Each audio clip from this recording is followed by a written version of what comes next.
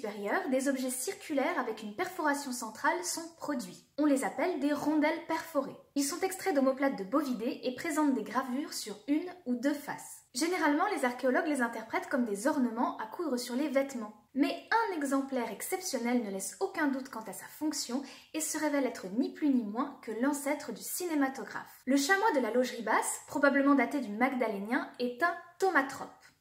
Un thaumatrope, c'est un jouet optique qui exploite le phénomène de la persistance rétinienne afin de créer une scène en mouvement sur la base de deux images fixes, ou alors de créer une nouvelle image composée de deux images différentes.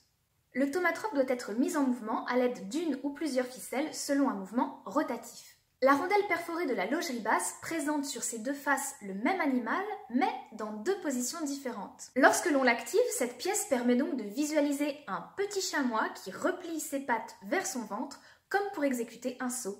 Les artistes paléolithiques se préoccupaient beaucoup du mouvement. Déjà à l'Aurignacien, dans la célèbre grotte de Chauvet, les rhinocéros sont représentés en train de charger grâce à un habile jeu de superposition des lignes de leur silhouette. Le thaumatrope de la logerie basse s'inscrit donc dans une tradition picturale paléolithique qui faisait déjà la part belle à la narration et au mouvement plusieurs millénaires avant sa réalisation.